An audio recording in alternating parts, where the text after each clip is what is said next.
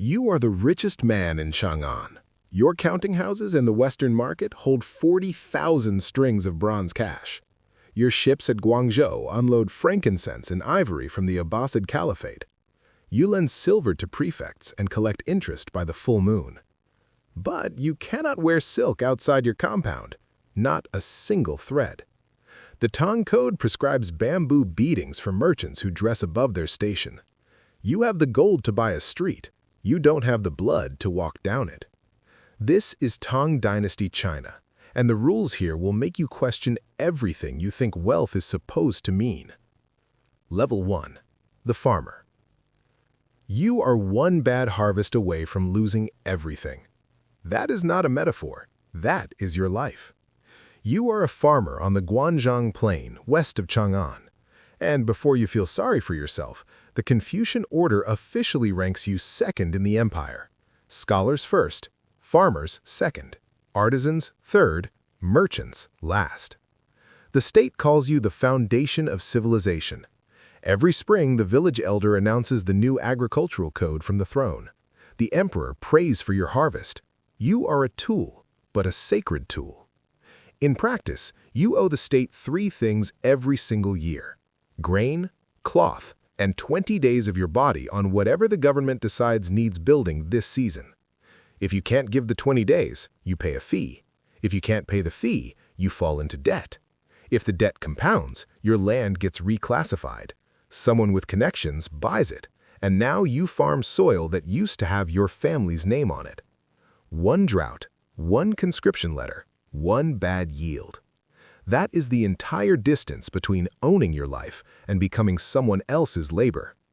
The merchant across the river could buy your whole village in coin, but the Tang system, the law, the poetry, the gods, sees him as a parasite. You are poor and belong. He's rich and legally unclean.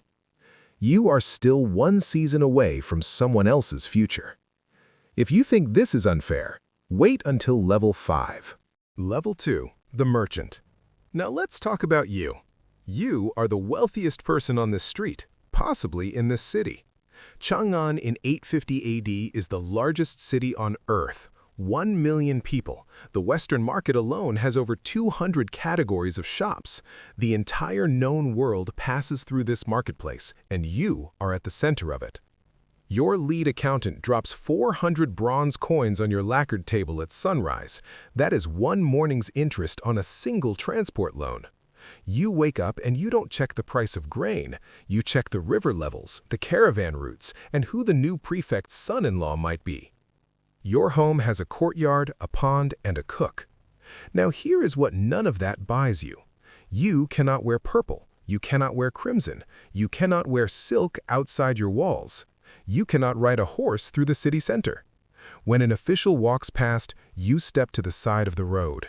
You have funded the roads he rides on, and you still move out of his way. Now here is the part that stays with you at night. Your son has memorized the analects at the same tutor who teaches the prefect's children. He writes with a brush better than any clerk in this ward, and he is legally barred from the imperial examination, the Keiju, the single greatest social elevator in human history. The exam that could take a farmer's son and make him a governor. That door is specifically, deliberately closed to your family. Your son will never outrank a minor scholar official. That minor scholar official in the faded blue robe who lives on a stipend of 9,000 coins a year, he can walk into the examination hall. Your boy cannot, ever. The merchant paid for the new pagoda in the ward.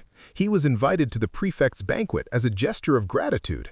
He sat at the lowest table, by the door, and laughed at the jokes of a clerk who has never owned a grain of rice he didn't eat. He funds the room. He's not in it. You are still below the man with the calligraphy brush and empty pockets. Level 3. The Scholar Official.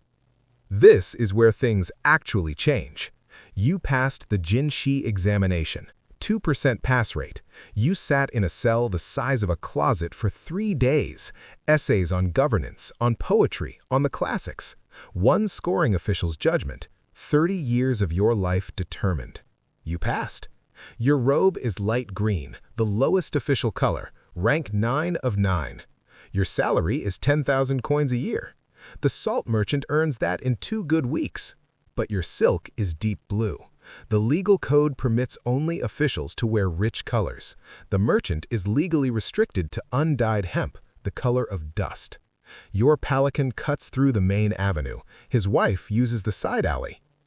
When you walk down the market street, the wealthiest man in Chang'an steps aside for you.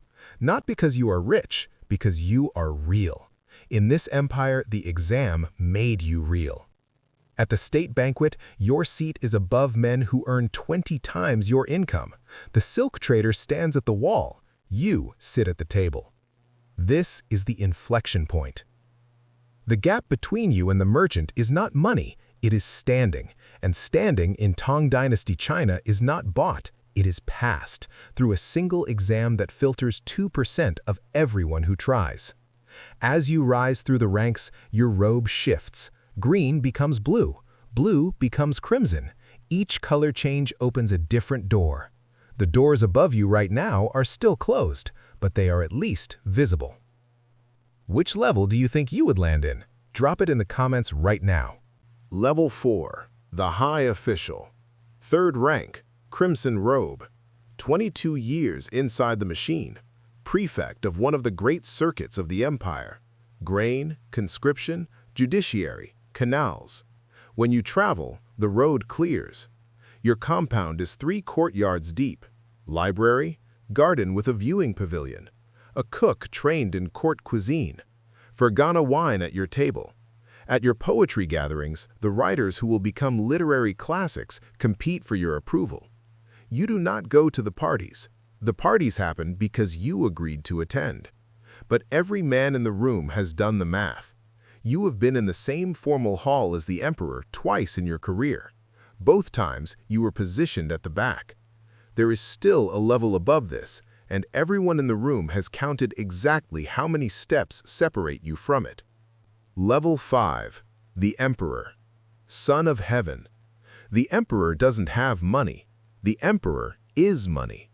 Every Kaiwen Tongbao coin in the empire carries his reign title. His grain reserves could feed the Grand Canal Basin for 6 years in famine. The Yellow River is, legally, his personal irrigation project. You are not simply the most powerful person in China. In the cosmology of this empire, you are the living link between the heavens and humanity. If the harvest fails, it reflects your virtue. If a foreign army crosses the frontier, the court debate begins with a question about your moral alignment. The entire weight of the universe is framed as personal. But here is the cost. Your day is owned by ritual. The Board of Rites has designated when you wake, eat, receive ministers, and retire for the next decade. You have never walked through a market. The last emperor who tried was met by officials kowtowing until their foreheads bled, quoting precedents until dusk. You own everything, and you are the least free person in the realm. A merchant's daughter is proposed as a consort. The chancellor removes his hat, kneels, and says, "Commerce in the bloodline will poison the dynasty." He is not asking. The walls that keep the merchant down are the same walls that keep you in. He can't climb, you can't step down. That is the architecture of Tang power. It is not a ladder you can buy your way up. It is a closed loop, sealed in silk, and no amount of bronze can cut the thread. There is no level above you, but you are surrounded by men who have spent their entire careers learning exactly how to make the highest level meaningless. The Tang Dynasty lasted nearly 300 years, longer than most modern nations have existed. And the system held because it kept 2 things permanently separated: money and status. They didn't pretend you could convert one into the other. They wrote it into law.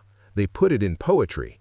They made an entire civilization understand that being rich and being somebody were not the same wiring. You could hold all the gold in the Western market and still kneel in hemp robes at the outer gate of a man whose annual salary wouldn't cover your T-bill. We did not leave that behind. We just changed the gate. Trust me, bro. Rich but invisible, or powerful but poor? Pick one. Tell me which dynasty I should dissect next. Let's start a war down there.